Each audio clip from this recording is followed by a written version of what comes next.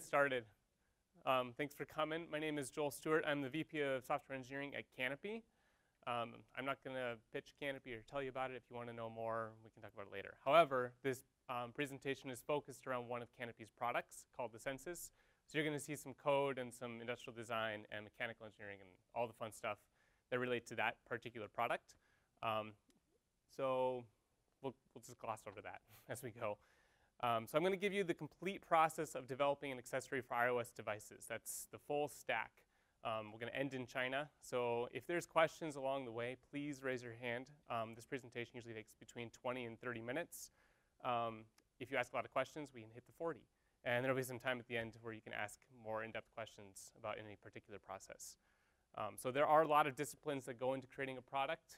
I'm sure everyone in here is probably focused on one, maybe two. So I'm going to be pretty high level about all the different disciplines. We'll cover your discipline. It'll be boring, but the rest of it should be of interest to you.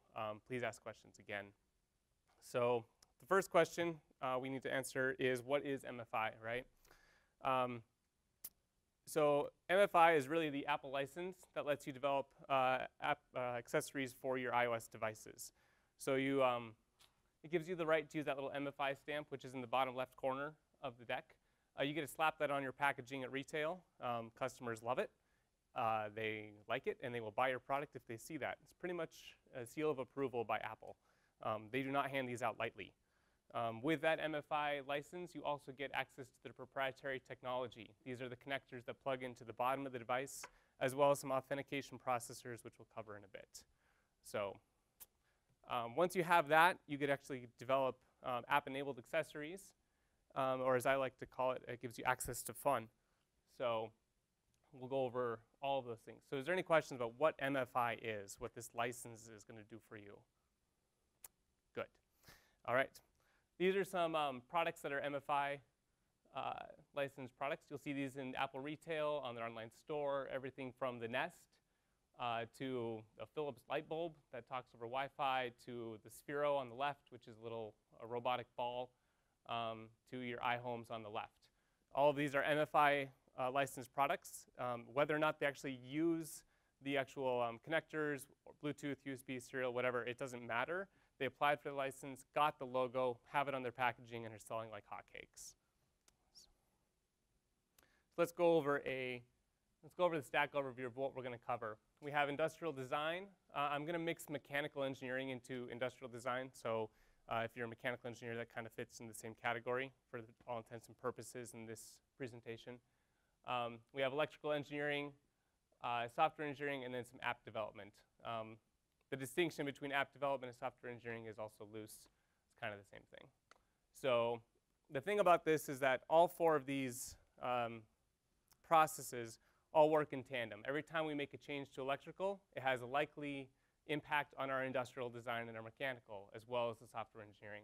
Everything has to be done iteratively in lockstep with each other. So if you are an industrial designer and you decide to make that little cavity 2 millimeters shorter, that's going to put restrictions on your PCB layout from your electrical engineering standpoint, and that can get really difficult. So there is a lot of project management that has to go into making a product for this thing. So having a full understanding of the complete stack is very important. So once you're done with all of that, you actually get on to manufacturing. And there's a lot of process involved in that. We'll save that for the very end. And then you'll get to an actual product on store shelves, hopefully. So let's start with industrial design. What does this process look like for an industrial designer? Well, typically, this is actually a rendering of Census, the Canopy's product. You start with some SolidWorks files or Cinema 4D or some other kind of design-centric drafting aids, and et cetera. And you put in the restraints of what you can and can't do, material selection, et cetera. And you'll end up with some really nice renderings of your product, of what it actually is going to look like. This is what you see on Kickstarters most of the time. They show you the renderings. This is all done by your industrial designer. We're going to go through some of the key terminology that you're going to hear a lot in this phase. Prototyping, everything from SLAs, 3D printers, those types of things, to actual soft tooling or GUI tools, which is where they take some ABS plastic and actually do a full complete mold.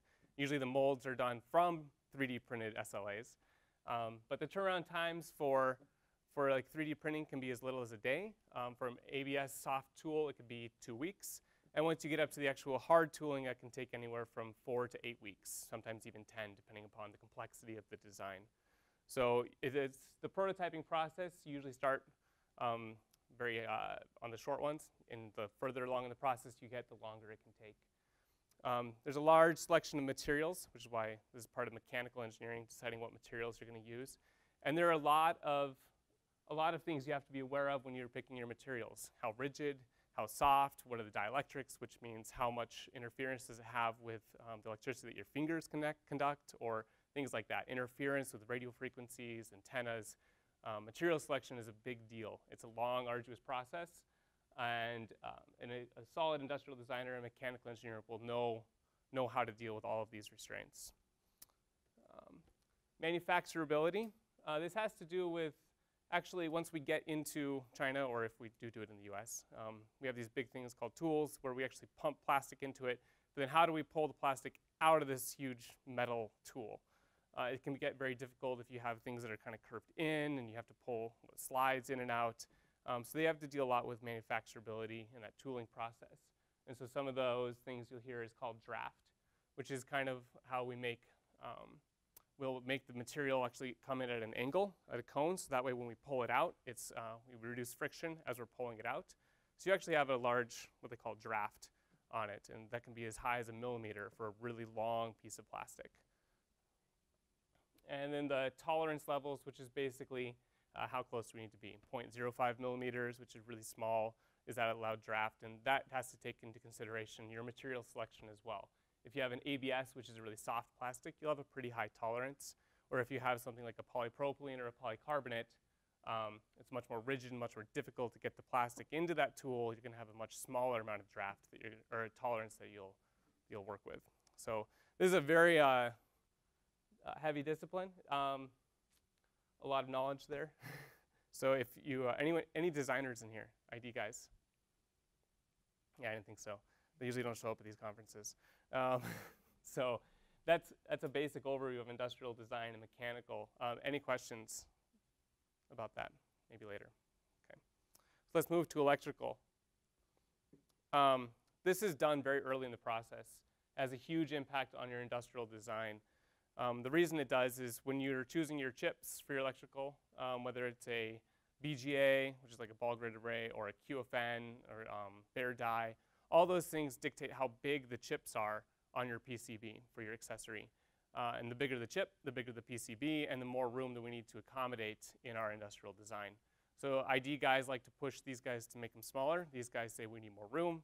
And so there's this kind of constant fight and battle between your electrical engineers and your mechanical and industrial designers. So this is done very early. We do a lot of prototyping with breadboards. What we'll do is we'll send a schematic, a really, really big schematic off to some place in Colorado or something, and they'll print it out. And it's this really big prototype board, or you might actually see guys literally taking wires and plugging pins to each other with some big stuff. So it's pretty fun. But this whole process of electrical engineering, it's very heavy on diagrams.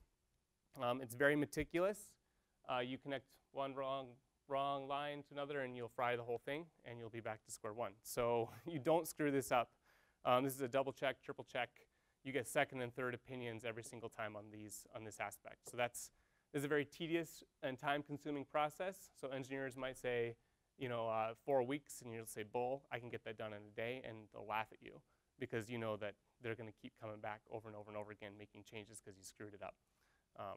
So it's also pretty expensive to have your prototype boards built, anywhere from $1,000 to maybe $40,000 when it's said and done. So this is another reason you take your time.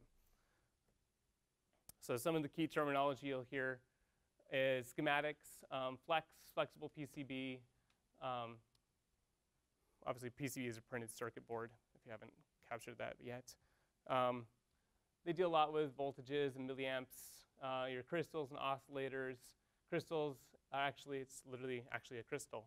They actually put sound frequency, electrical frequency through it, and it resonates at a specific frequency, and they use that to time your clocks on your CPUs. It's pretty cool, actually.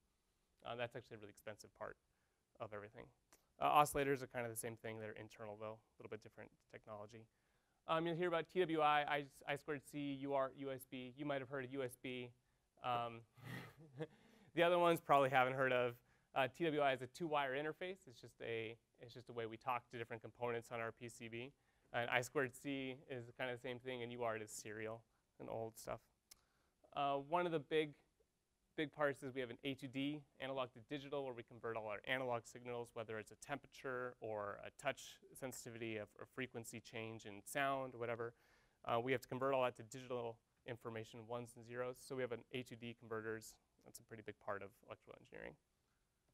So let's talk about how the made for iPhone program impacts electrical engineering. You'll see on this, we obviously have an Apple 30-pin connector there wired up to this piece of to one of the PCBs. That is a proprietary piece of tech. You have to buy that from Apple directly, and it is not cheap. Usually in that process, in that purchase, they're actually including a royalty. So as part of the MFI program, when you release an accessory, they bake in a royalty. So it could be anywhere from $2 to $20, depending upon the expected price of the accessory when it hits the market. So usually they'll try and roll that price into the connector itself up front. So that right there, I think, costs us a couple bucks, $2 maybe right now for prototype purposes. When you actually get into full-on manufacturing from your manufacturer in China, that could be as high as $20 for that one connector. That's a big deal. So that's a really expensive piece. The other chip on here that you can kind of see, it's in the bottom left of the bottom circuit board, is their coprocessor. It's an authentication processor. And it is nothing more than a random number generator at its heart, really. It's kind of like, well, what happens is the iPhone needs to be authenticated to be able to talk to the data you're pushing back up to it. And the first thing it does in its handshake process is ask for validation that you have this processor. And until you bounce some numbers off that thing and it gives you back a valid signature, it is not going to talk to your device. And that, again, is also rolled into the part of your MFI program. That also is not cheap, and it is a barrier to entry, this whole thing. So those are kind of the two main components. Oh, we went through those. Main components in your MFI license that you get access to. So let's go to some software engineering. This is probably the bread and butter of what you guys do, the majority of people here. So we're going to write most of our firmware for our device in assembly in C. It could be anything from an ARM chip to a PIC-8 or some real 8-bit or 16-bit processor. And typically this is done in assembly in C, though not necessarily. There are some compilers that will work with C++. Usually you'll pick your transport, which is either Bluetooth, serial, or USB. Serial is pretty slow. Bluetooth, this really only applies to Bluetooth 3. If you're going to do Bluetooth 4.0 LE, you probably attended the session earlier, in which case MFI is you don't need to have access to the MFI program unless you want that logo on your box. But in terms of this, we're talking about Bluetooth 3.0 only, or 2. And then you have to pick serial or USB. Those are other options. Once you've decided on your transport, you have to implement what we call the IAP, not an in-app purchase, but the iPhone accessory protocol.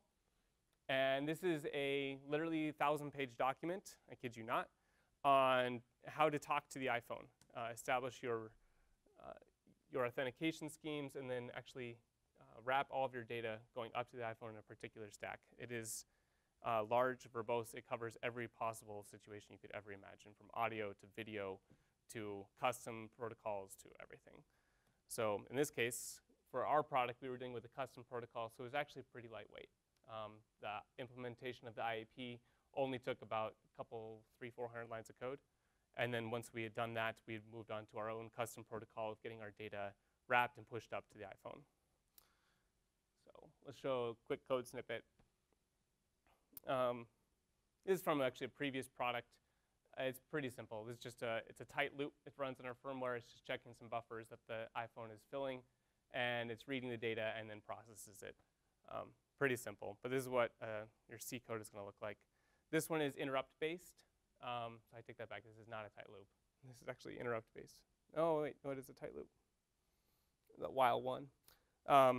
Most of them are interrupt-based, so you'll actually get callback saying I'm ready for more data or here's more data. And so you just handle those in response. That has to do with our I2C stuff, which we won't get into.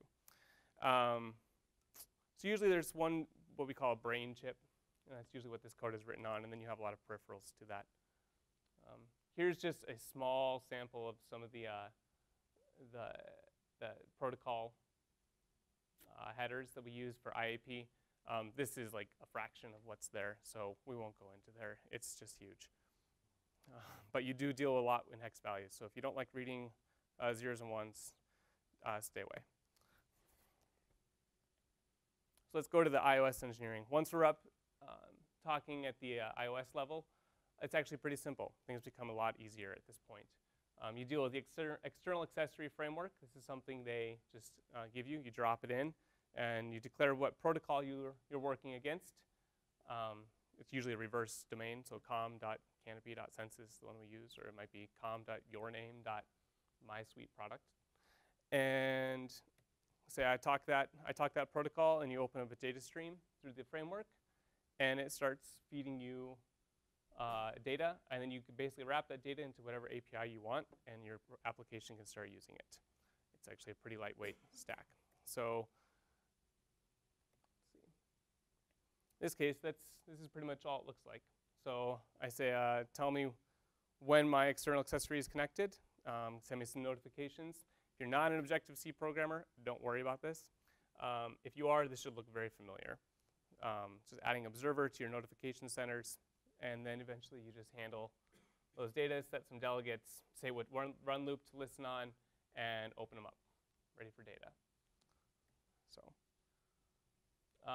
a data stream just basically sends you these stream events. You switch on the type, and you start processing it. Just grab literal bytes off the stream, and then you have to parse it yourself. Now at this point, all of the extra stack headers, all the headers on your protocol have all been taken care of.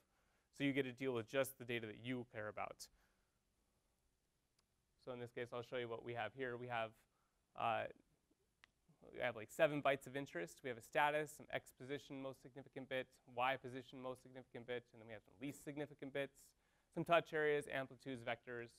And then I do some shenanigans with bit shifting and masking to get actually the actual data I want. But this is all the protocol that I've defined, and my bit packing is done by the electrical, or the firmware engineer and the iOS engineer. They established that data transfer. So we've now consumed our data stream. We've wrapped it into some nice objects for our application developers to work against. And again, this should look very familiar to iOS devs. And they can ready and start working against all that data pretty easily. So it's pretty simple. So what is the actual MFI process? This is actually outdated, so I'm going to insert some things in here. There's actually 2 licenses you can apply for. One is a developer license, the other one is a manufacturing license. I'm assuming no one in here owns a manufacturing plant that can pump out 50,000 products every day, so most of us in here would be making or applying for the development license. This basically gives you access to sample sizes of the components, the authentication processor and the Lightning and 30-pin connectors, and that's about it. You get access to those, you can work on your product, and that's all you can do. What you have to do now is you have to establish a relationship with a manufacturing partner who also has to apply for a license, and they have to be vetted by Apple. And that vetting is usually just basically making sure that they can keep their books straight, because they're going to be the ones who are going to be paying the bills, and Apple wants their royalties. So once that manufacturer is on board, you will work with them to submit your product plan. They will submit it on your behalf, and Apple will say, yes, we like it, no, we don't. That's the thumbs up, thumbs down part of this whole process. That's scary. Yeah. If they say yes, then you're good to go. So now we've just told Apple we're making this product. They've approved the actual development of it. And so now we have a few different tests we need to go through. One is packaging. This is something entirely into its own. Your designers, marketing department will come up with all of this, but guess what? Apple gets to approve that as well. There's also a lot of certification you have to go through. There is an MFI certification, which is done by an internal team at Apple. They go through the actual communication between your device and the iPhone, and making sure that it passes all of the tolerances. So are you operating at the correct baud rate? Are you responding to the protocol correctly? Are you doing X, Y, Z? There's a lot of MFI certification you have to go through. Depending upon your product, you may also be subject to an OTA or RF test, which stands for over the air or radio frequency. How much does your product impact the Wi-Fi and cellular reception of the device? There are tolerance levels. It's all very well documented, but it is excruciatingly painful. You have to shield and make sure you don't cover very specific parts of the device. It's difficult. Also, if you're wanting to be a case, you can have an entirely separate case certification process, which is another black box. You send it in and they're going to drop it from 50 feet. And does it break? Does it protect your phone? How durable is it? If you twist it, all these different things. They're going to stress test it for your environment. Can it operate at 200 degrees Celsius? Of course not, but they're going to test it anyway. So they have some crazy environmental tests that we don't really know about, but they have to pass that to be labeled as a case to go in Apple Retail, et cetera. So there is a lot of certification tests you have to be aware of, and you have to plan for those accordingly in your entire process. That can take months. So don't think that once you've built it that it's going to just magically show up on shelves the next week. So what does our development tool chain look like from software development standpoint? We have Xcode, which is what most people are familiar with. That's connected to your iDevice, whether iPad, iPhone. You have some ATS box, which stands for Apple Test System. It's another little device that sits in the middle. I'll show it to you here in a second. That's connecting to a separate program that's going to capture all the data transfer between the iPhone and your accessory. You may or may not have a USB monitor if you're talking over USB with some more packet analysis software running in there. And then finally, you're talking to the accessory, and then you might be talking to the firmware IDE at the end as well. So you're going to have 4 or 5 live programs running, watching all the traffic going back and forth, and a lot of hardware. So here's some fun, some breadboarding. We actually have some other crazy stuff. So the ATS box is at the very top with a little Canopy logo on it. There's some debugger kits. There's the whole breadboard with our chip set up. We have some breakout boards to our authentication processors. We have a USB analyzer and a serial analyzer on here, et cetera. It's pretty nuts. This is a picture of their ATS capture software. And this is just showing all the data packets going back and forth between the Apple iPhone and our accessory. So blue is going one way, black's going out, and you just have this back and forth. It's actually very handy. You get to watch all the data going back and forth, and it'll quickly point out what went wrong, what you're doing incorrectly, and lets you fix it pretty easily. And this is part of our certification with MFIs. We actually have to run this program for like hours to make sure that everything is operating, and then you submit all of this test report up to Apple, and it's part of your certification process. Oh yeah, and that ATS box is also not cheap. Throw that out there. And here's another firmware development IDE. This is actually Atmel's AVR Studio, which is built on Visual Studio. I show this because most people are usually stuck in Xcode and never get outside of their domain. So, all right. So now what? Covered a lot there. Is our product plan approved? Hopefully, if we've gotten this far. Does your prototype work? That's hopefully at this point, yes, you've done everything, and you've passed your certification tests, or a few of them, and you can start ordering your parts and head off to China. This deck was built before I went to China. Now that I've been to China and have come back, I guess I could talk about it, but let's maybe hold off because we're going to hit our 10-minute window for questions. And yes, so there you go. There's building a product in 20 minutes, 25 minutes for iPhone. So any questions? And I can talk a lot more in depth about any of those topics in particular or anything beyond that.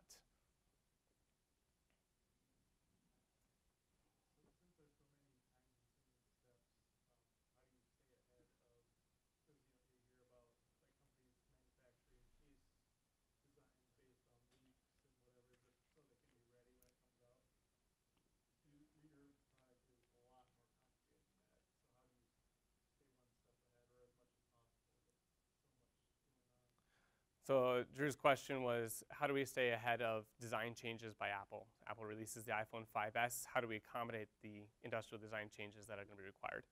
The simple answer is we do our best. We guess just like everyone else. Apple sometimes discloses information in kind of a hint, hint, wink, wink kind of manner, but they're not very forthcoming about that.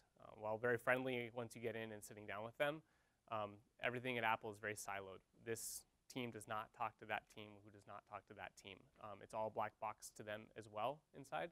So you may be sitting down with the MFI team, but they have no idea what's coming down the road for the upcoming new product changes. So how do we stay ahead? We guess, and we get ready to pivot and make adjustments as fast as possible. So yeah, there's no real good answer for that. Yeah.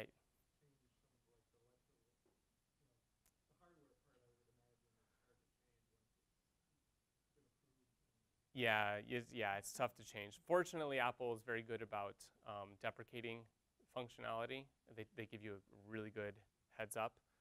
So like IAP 2, which is the newest version of their protocol, they established that almost over a year ago, about 6 months ahead of Lightning. And so all the new Lightning accessories, they're really pushing on IAP 2, but they were 6 months ahead on releasing that spec to the MFI team. So important stuff to let you know. Yeah. So if I'm a software developer, I'm doing an app, and I'm working with a manufacturing company. So I need a developer license for all of this stuff. What do they need? So you go to mfi.apple.com, and you can apply for a license there. Basically, you have to be a registered company, LLC, C Corp, whatever. You have to pass a credit review with them, and usually that means you guys have to pay. I think it's like usually Dunn's Brothers or not Dunn's Brothers, Dunn's and something. Yeah, the Dunn's something out of New York. You pay them for a credit review. It can cost a couple $100, and usually it just looks at the history of the company, make sure you don't have any bad credit, et cetera. And then once that's approved and Apple approves your credit review, then you get the license. It used to be a little bit different to where you had to come to Apple with a product plan before you could even apply for the license. They've changed that now. So you can become a developer for MFI with that license without even having a product idea and get access to those parts ahead of time. And the manufacturer that I'm working with, would they need to do the same thing? Yep, they have to do the exact same thing. It's a different license they apply for, but it's applied for at the same spot. Once you have the developer license on the portal, they'll give you a list of all of the currently approved manufacturers, and the list is maybe about 70, 80 strong right now. They're adding more, but the good thing about the manufacturers on that list is that they're the good ones. So you don't have to worry about going to China and getting a bad manufacturer.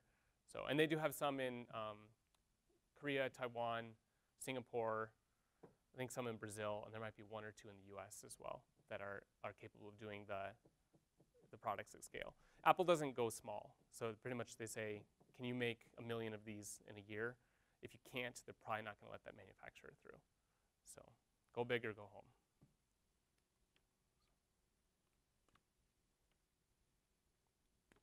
Okay, no more questions.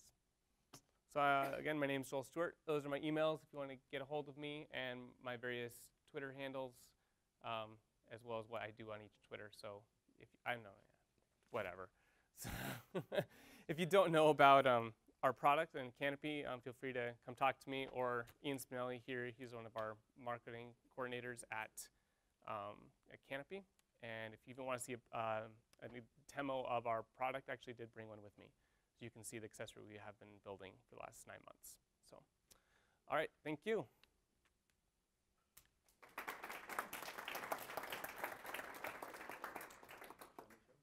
Oh, you want to see it?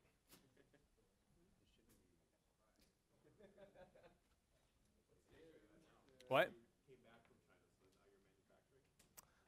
Yes, we have started the process. So we are in tooling, or about to head to tooling, which takes about 8 to 10 weeks.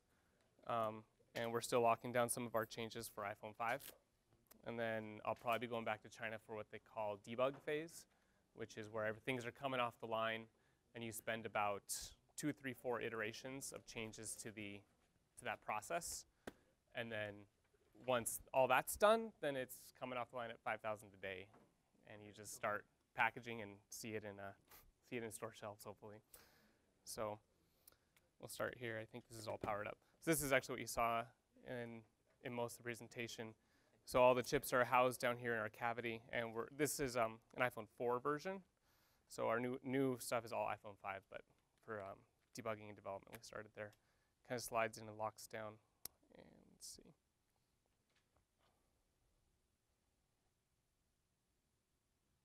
Make sure this is all reset. So you can see we added touch sensitivity to the right edge there. So you can see the finger there, and then as well as touch information for the back. So 2, 3, 4, 5 touches. And we just got back from GDC, which was in San Francisco a few weeks ago. And the control is killing. And so we made a quick test application to show off for game developers how they could use this case to improve the gameplay user experience. So you can kind of see the dot moving there. I'll show a game that utilizes that control scheme. This is a pretty typical one where you have an A, B, left, right on the screen. So we made it just left, right, and then A, B. And so this takes them literally about less than an hour to drop this code into the game and replace their buttons. If you have a dual stick shooter, usually you're doing this with your thumbs and you're eating up the majority of the screen. In this case, we moved it to the back. You can reposition the center points there. And then triggers as well. So I'll show you one of our favorite games. So a guy came along. He's out of England. He made a game called Danmaku, which is what we call bullet hell.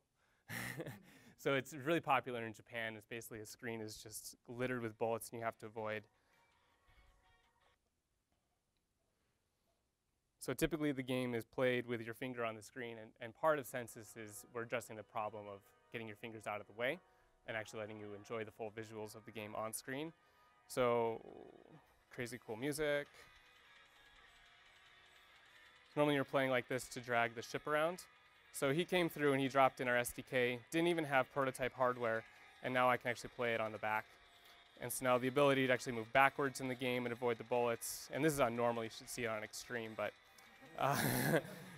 so the gameplay was pretty much instantly 10 times better. We were destroying high scores left and right. It was pretty awesome. So this was a huge hit at GDC. Did some man on the street interviews, you know, where you have like the video camera like down the hall and like everyone's wired up and you show it to the dude and he's like, holy beep, you know, it was like swears up, down, left, right. It was pretty awesome. So it was a very validating experience to work with the game developers, because we were at CES in January and we were showing them just simple like side scrolling stuff, like take a picture, scroll through my web page, and the consumers were like, oh, buy it for that. Then we go to the developers conference and we show them that, and the developers are like, we want it for that. And it's awesome. So things are going really well with the product. We're pretty excited. So what level of enablement do you have to have on individual apps? You know what I mean? Do the apps have to plug into your SDK directly? Yep. Yes, they do. And so you can get the SDK through Canopy's website, so developer.getcensus.com. And then it can be as short as 15 minutes. We call it the 1-minute scroll. So 15 minutes is sign up, download, unzip, drag in the necessary things, put in one line of code to include this particular header, and it automatically hooks up to your scroll views. And so then just scroll through whatever you want on screen. So it can be as simple as 15 minutes. Games that use like that, the back touch for that Danmaku 2, that was about an hour of development time for him. And then we expect some people will go crazy and probably spend 1 to 2 weeks of development time to make something much more integrated into the entire experience. So you have back elements, front elements, et cetera. So. Do you guys have maintain a list or who's using us kind of? It's private right now. We will be forthcoming about that information as we get closer to launch. We have some big fish on board, basically. So we're very excited about the opportunity and what's going to happen. So. But there'll be a discovery app, right? Like, so you Yep. So there'll be an entire new land grab kind of concept. So we'll have a companion app. So every time you plug Census into your phone, it actually tells the phone to launch a very particular app, and that's going to be what we call the companion or discovery application. And just think of it as like a mini iTunes app store. And so it'll be very sparse, you know, a couple hundred instead of 800,000. And so the ability to be discovered by a brand new user base that all have this new technology, that all want to spend money because they just paid money for a new toy, is going to be pretty huge. So it's just like a Leap Motion and Oculus Rift, anything else. It's a land grab in that sense. First in, get access to brand new users who are highly engaged, easily monetizable, and you can see significant downloads. So.